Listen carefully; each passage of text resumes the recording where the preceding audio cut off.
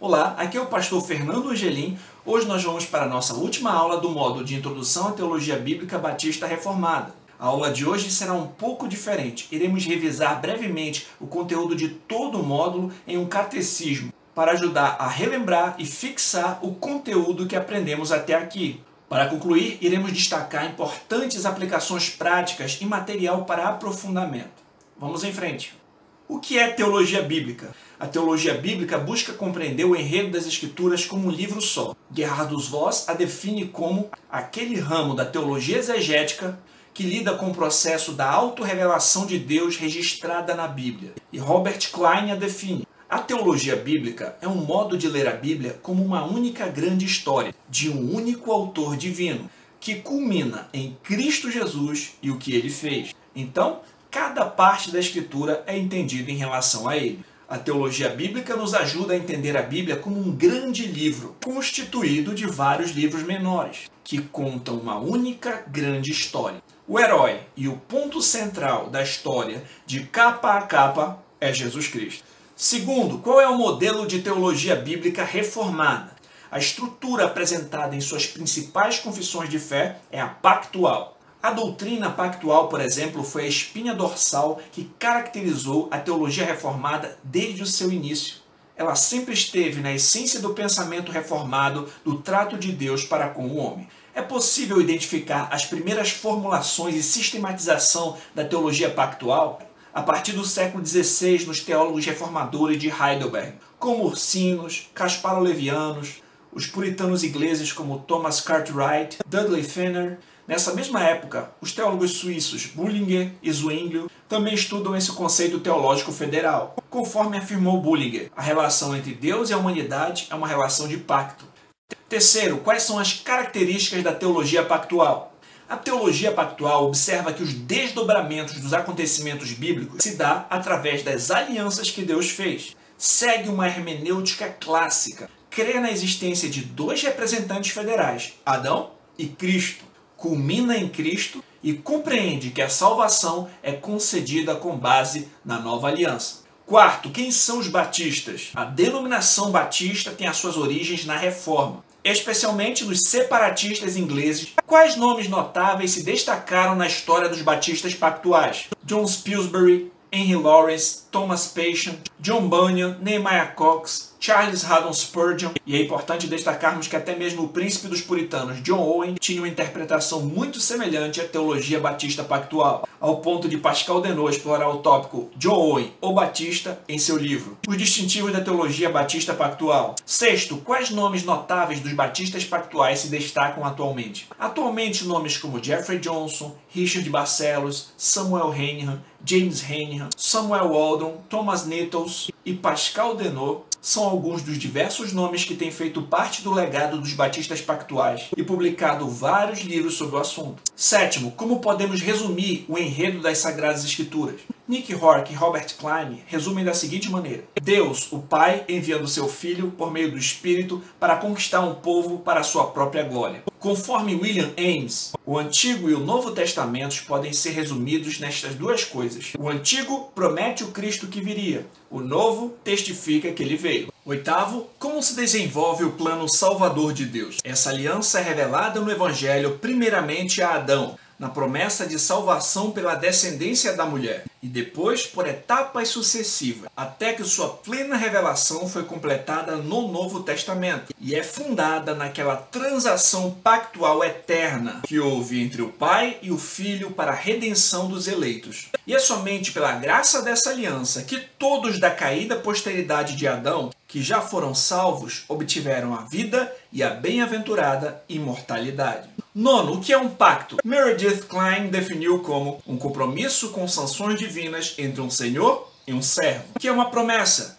John Pillsbury afirmou: sabemos que toda promessa não é uma aliança. Há uma grande diferença entre uma promessa e uma aliança. Que seja bem considerado aqui o que quer se dizer por promessa, que é o Messias enviado por Deus, ou a descendência em que as nações devem ser abençoadas. E, portanto, a promessa consiste no envio de um Salvador ou um Redentor para Israel. 11º, o que é um cabeça federal? Um cabeça federal é um indivíduo que representa um grupo. 12ª, o que é um tipo? Richard Barcelos define tipo como uma pessoa, um lugar, uma instituição ou um evento histórico designado por Deus para apontar para alguma pessoa, lugar, instituição ou evento histórico futuro. 13º, o que é um antítipo? O antítipo é a substância daquilo que foi prefigurado pelo tipo. Seria a realidade a qual o tipo apontava. 14º, no que consiste o pacto da redenção? Diz respeito ao eterno acordo feito entre as pessoas da Trindade antes da fundação do mundo para a salvação de um povo eleito. 15º, quando foi feito o pacto da redenção? O pacto da redenção foi feito na eternidade. 16º, no que consiste o pacto de obras? Diz respeito à aliança condicional feita por Deus com Adão no Éden antes da queda. 17º, o que Adão deveria fazer? Adão deveria obedecer perfeitamente à lei de Deus e não comer da árvore do conhecimento do bem e do mal. Se obedecesse, viveria e poderia comer da árvore da vida. Se desobedecesse, morreria com todas as implicações dessa morte. 18º, o que a queda de Adão trouxe para a humanidade? Adão era o representante, o cabeça federal de toda a humanidade. Portanto, a queda de Adão afetou toda a sua descendência. 19º, o que é exigido dos descendentes da caída posteridade de Adão? Os descendentes de Adão continuam obrigados a obedecer perfeitamente à lei de Deus, mesmo que agora estejam incapacitados para tanto. 20ª, quem é o segundo Adão que resgata o seu povo?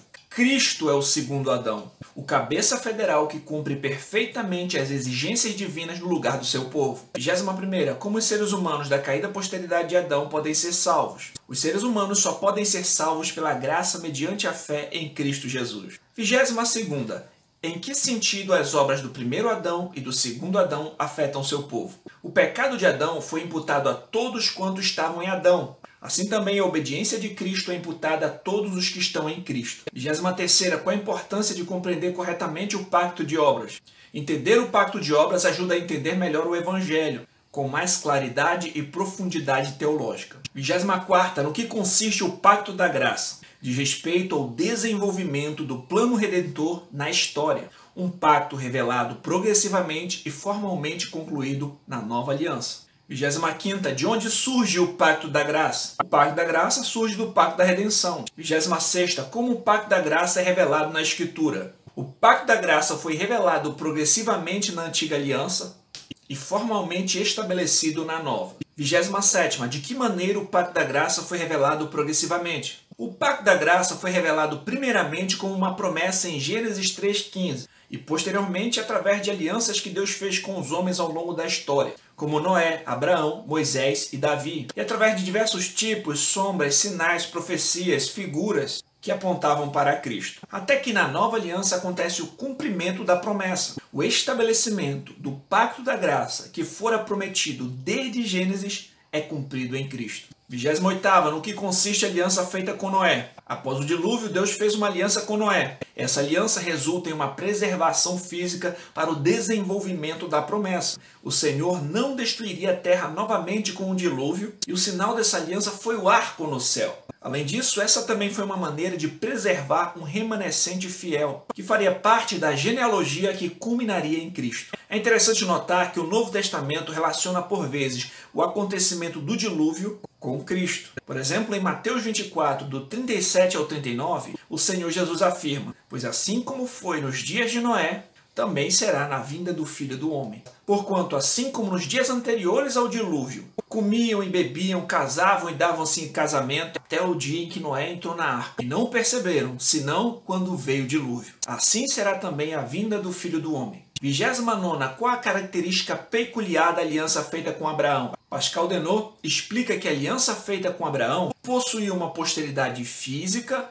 bem como uma posteridade espiritual. Há uma circuncisão externa da carne e uma interna do coração. Há uma terra prometida aqui no mundo e um reino celestial. Há uma dicotomia na aliança abraâmica. Seus aspectos físicos e condicionais desenvolvem-se na antiga aliança, e suas promessas espirituais e incondicionais cumprem-se na nova aliança. Por fim, as promessas da aliança com Abraão culminariam no descendente de Abraão, por meio de quem todas as nações da terra seriam abençoadas, a saber, Jesus Cristo. E aqueles que creem em Cristo são herdeiros das promessas espirituais feitas a Abraão. 30º, o que é a aliança mosaica? a Antiga Aliança. A Antiga Aliança diz respeito especificamente à aliança feita por Deus com Israel, mediada por Moisés. Entretanto, a Antiga Aliança abrange também todo o período posterior à queda no Antigo Testamento,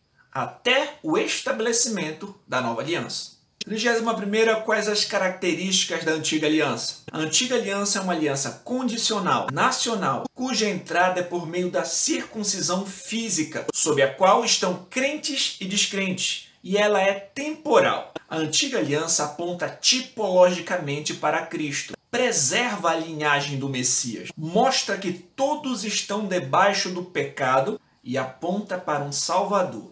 Embora esteja relacionada dessa maneira com a Nova Aliança, a Antiga Aliança é distinta substancialmente da Nova. 32ª, no que consiste a aliança feita com Davi? Deus também fez uma aliança com Davi. Prometeu a este que um descendente seu herdaria o trono para sempre. Essa promessa também se referia a Jesus Cristo. 33ª, o que é a Nova Aliança? Nova Aliança equivale ao Pacto da Graça, ao Evangelho, maneira pela qual Deus salva pecadores da caída posteridade de Adão através da obra redentora de Cristo. Esse pacto da graça foi planejado na eternidade passada, prometido ao longo do Antigo Testamento, mas concluído somente na plenitude dos tempos, em Jesus Cristo. Portanto, na perspectiva batista reformada, o pacto da graça é a Nova Aliança. 34ª, quais são as características da Nova Aliança? A Nova Aliança é incondicional para os crentes, pois eles estão em Cristo, que cumpriu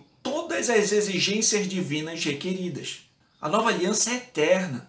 Todos os que estão sob essa aliança são salvos, conhecem o Senhor. Além disso, promete bênçãos espirituais e sua entrada é por meio do novo nascimento. 35ª, qual a natureza da Nova Aliança? Para os crentes, a Nova Aliança é incondicional, pois Cristo cumpriu a lei e todas as exigências divinas por eles. Portanto, a maneira de alguém participar desse pacto é pela graça mediante a fé em Cristo. 36ª, o que é a lei de Deus? A lei de Deus refere-se ao sistema de regras que refletem o caráter de Deus.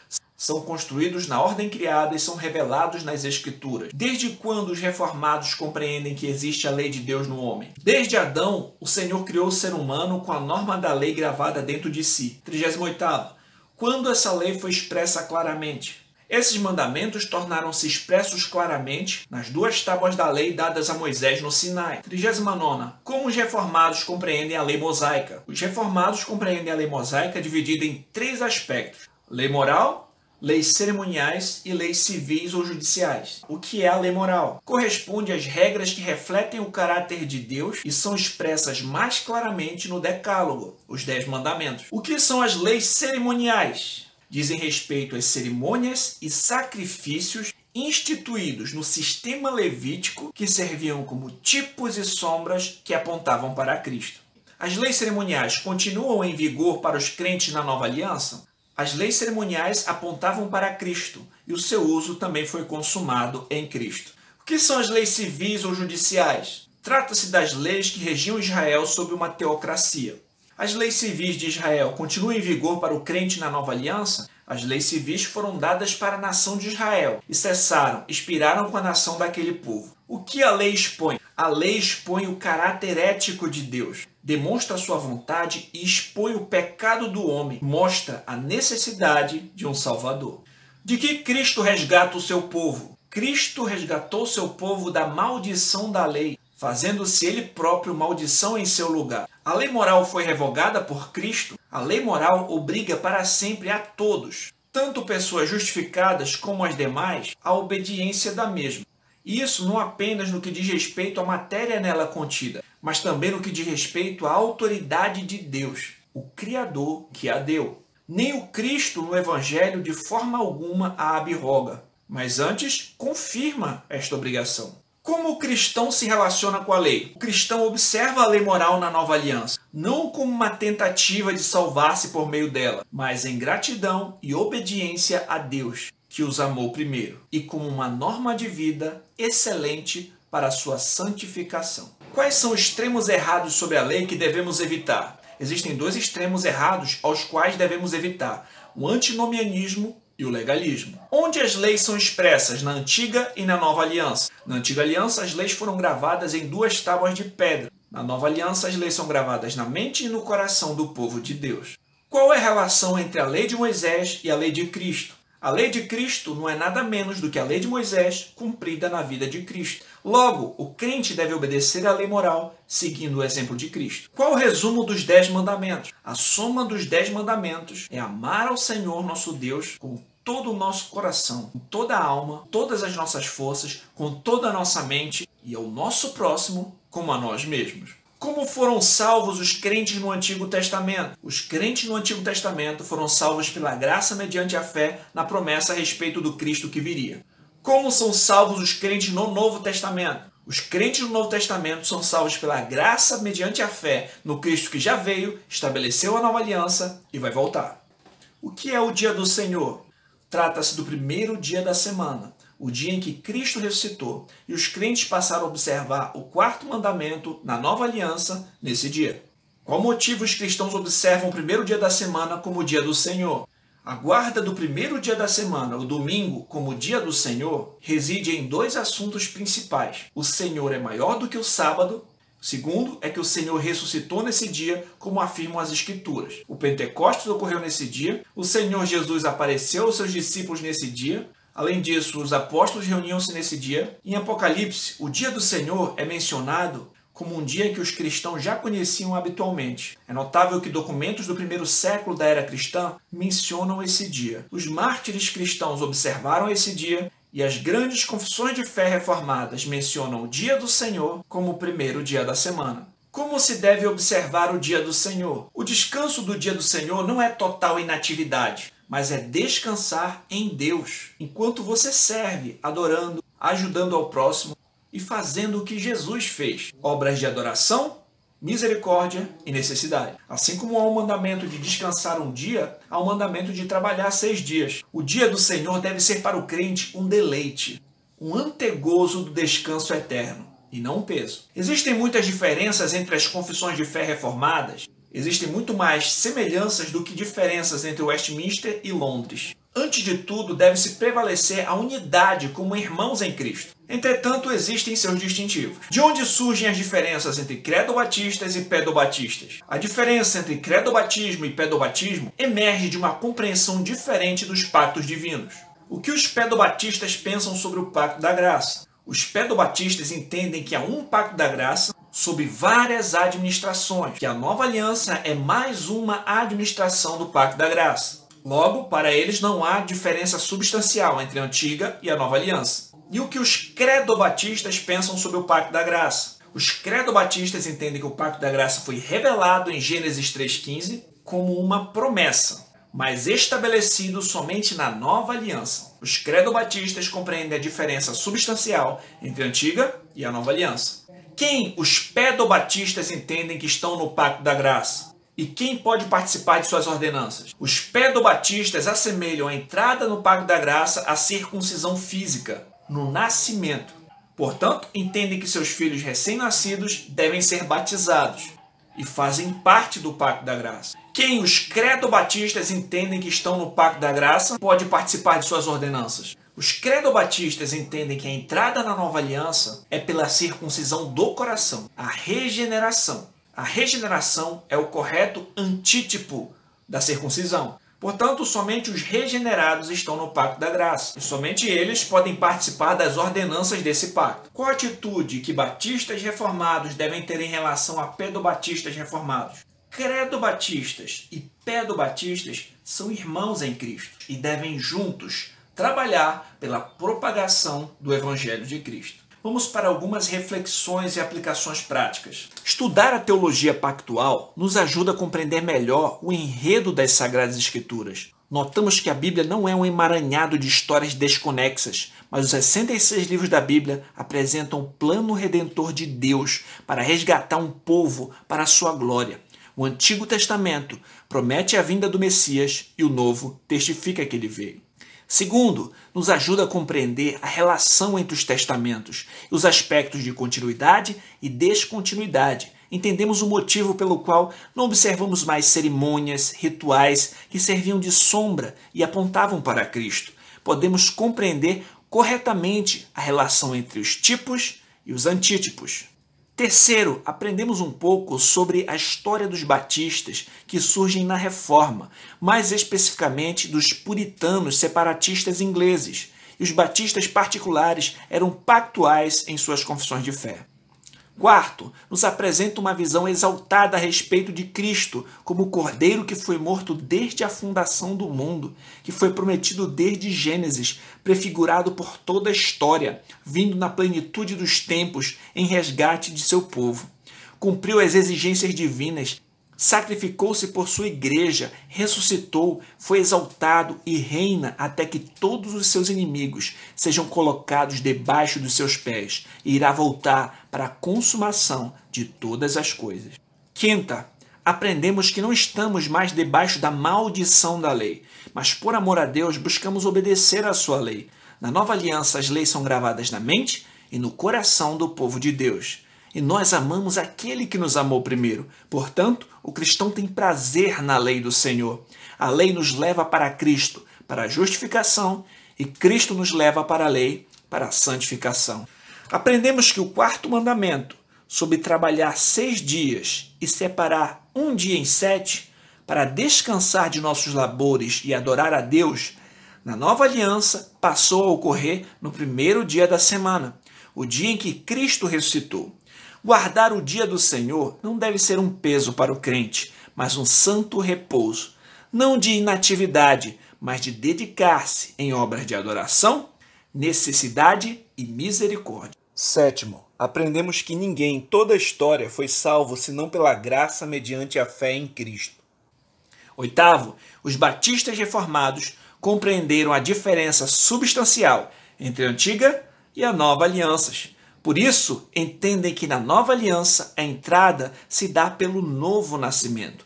Logo, os participantes dessa aliança é que devem participar das ordenanças dela. Portanto, somente crentes devem ser batizados. E nono, aprendemos que existem muito mais semelhanças do que diferenças entre as confissões reformadas. E acima das diferenças, devemos focar em nossa unidade e lutar juntos pela causa do Evangelho. E observemos alguns recursos adicionais. A Confissão de Fé Batista de 1689, um catecismo puritano compilado por Charles Spurgeon.